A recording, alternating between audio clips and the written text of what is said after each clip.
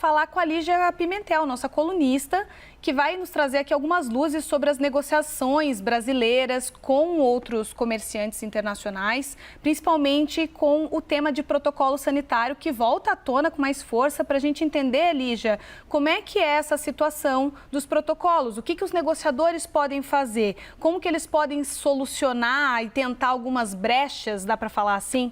Boa tarde. Boa tarde a todos. Olha, a brecha ela está difícil, né? Vamos partir aí da origem da questão. O que acontece? A China está aumentando aí as exigências de qualidade, principalmente para a soja, principalmente no âmbito fitossanitário, né? Apesar de serem processos e protocolos que a gente já atende, que a gente já busca atender, às vezes dá uma puxadinha ali no nível de exigência e a gente acaba criando um pouco de tensão entre a comercialização aí da commodity, tá? Com isso, o Ministério da Agricultura ele também aumentou essas suas fiscalizações para evitar problemas de fluxo lá na frente da cadeia, tá? E isso acabou afetando o fluxo de soja, porque está todo mundo começando a aumentar a exigência dali para trás, tá bom? Então, os custos logísticos em alta, eles podem ter influenciado também esse processo, tá certo? Agora, isso a gente está falando para a soja. Quando a gente joga essa questão aí para o que está na tela, que é o mercado da pecuária, a gente ainda não visualizou algum problema com esse tipo de protocolo, tá? Então, esse problema ainda não chegou na pecuária. Dentro da pecuária, no que diz respeito às medidas de salvaguarda, a gente não tem um protocolo sanitário pegando ainda, tudo flui aí conforme o normal, o novo normal, que é dentro daquela cota de 1.100.000 toneladas, né? Que a gente não sabe exatamente quando que serão preenchidas, quando que serão cumpridas. A gente ainda está naquela expectativa de entender se a China vai levar em conta o que chega lá no porto ou o que sai daqui. E na minha visão pessoal, né, o que faz mais sentido é que vai ser contabilizado o que chega lá no porto chinês. Afinal de contas, vamos fazer de conta aí que alguma carga saiu, desembarcou do Brasil, ela passou pelo checkpoint aqui brasileiro e saiu como exportação, mas no meio do caminho teve algum problema, vamos supor, né? É só para tornar didática aqui o que eu estou querendo dizer. Não chegou lá na China, então a China oficialmente ainda não importou. Então, muito possivelmente, a China vai contabilizar o que entra lá. E o que entra lá, por exemplo, em janeiro e fevereiro, foi embarcado em 2025, já entra na cota de 2026. Então, a gente está nessa dúvida, nessa área cinza aí, de interpretar como vai funcionar a cota daqui para frente. Lígia, e a gente falando de China, além dos protocolos, voltamos ao tema das salvaguardas também, que estão exigindo um debate mais apurado.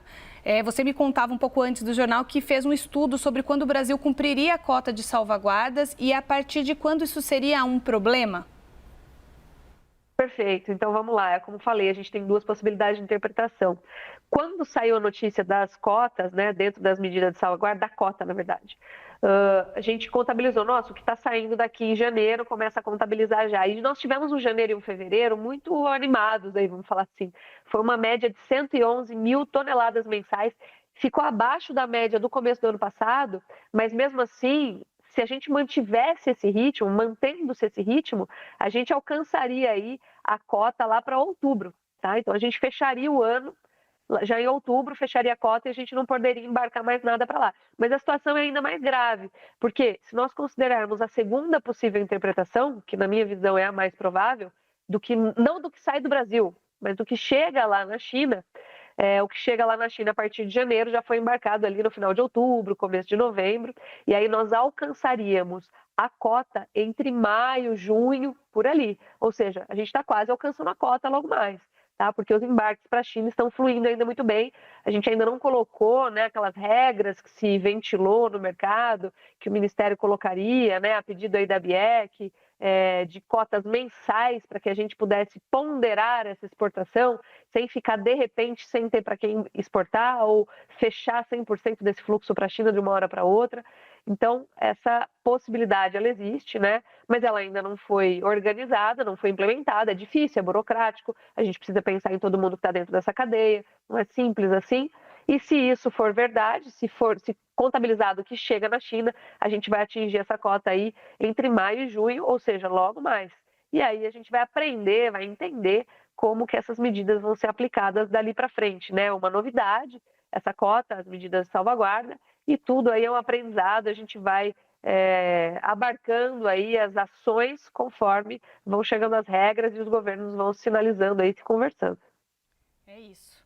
Muito obrigada pelas informações, Lígia, e eu te vejo na semana que vem aqui com os nossos espectadores.